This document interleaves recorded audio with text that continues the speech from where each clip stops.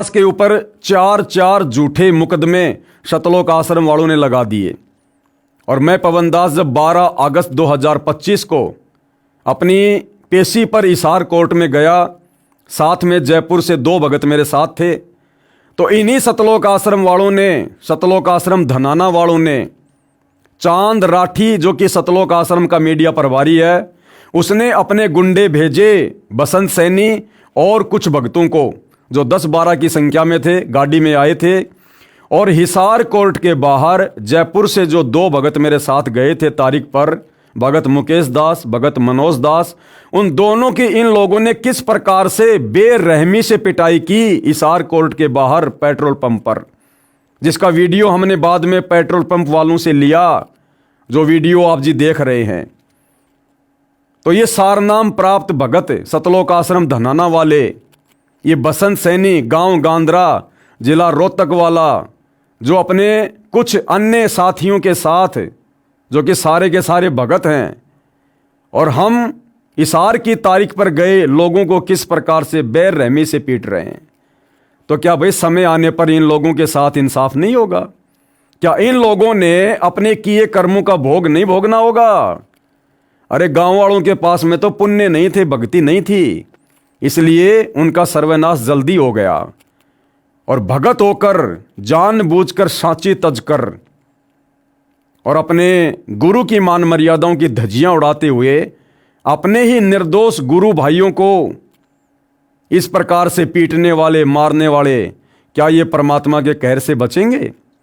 हम इनको कोई बद्दुआ नहीं देते, ना हम दे सकते परमात्मा के विधान अनुसार, लेकिन भाई और बहनों, परमात्मा का विधान है, भोगेगा अपना किया रे।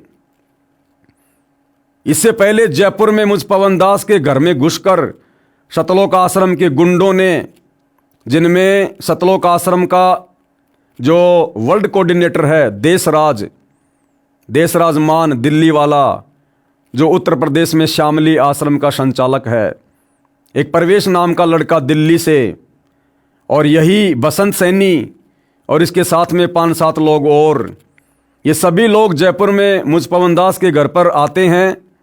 मैंने अपना भगत भाई समझकर इनके लिए नाश्ते पानी का इंतज़ाम करवाया बच्चों को बोलकर।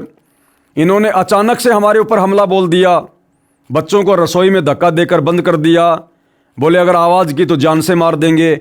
और मुझ पवन दास को आप देख रहे हैं किस प्रकार से इन्होंने लट्ठों से मारा, पूरा शरीर इन्होंने लाल कर दिया।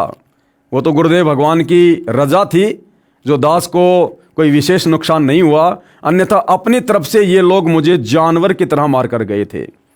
तो क्या समय आने पर भाई और बहनों इनका इंसाफ नहीं होगा? क्या अपने किए कर्मों का भोग ये लोग नहीं भोगेंगे?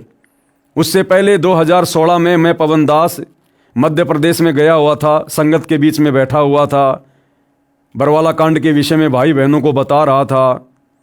उसी समय मध्य प्रदेश का स्टेट कोऑर्डिनेटर विष्णु साहू अपने 10-12 साथियों के साथ गाड़ी भरकर हथियारों समेत आता है, और किस प्रकार से मुझ पवन दास को सारे मिलकर लट्ठों से मार रहे हैं।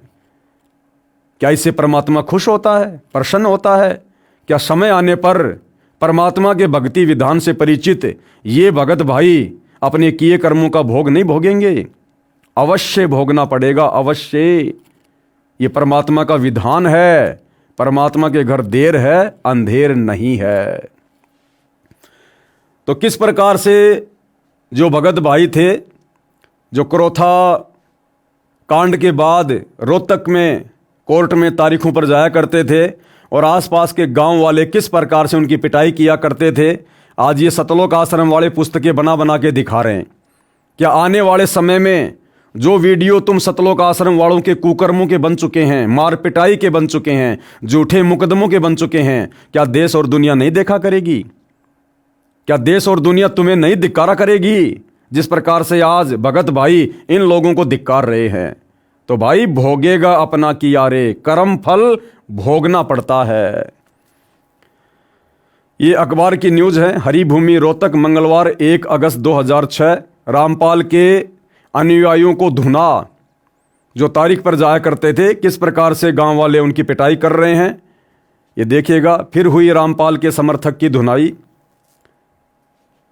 इस पाप कर्म का फल इन गांव वालों को मिला जो इस प्रकार है। लेखक कह रहा है कि संत रामपाल जी के भक्तों को मारने का, पीटने का जो फल है, आगे चलकर उन बागपुर गांव वालों को भी भुगतना पड़ा, जो इस प्रकार है। दिनांक 4/11/2010 के दैनिक भास्कर समाचार पत्र में छपा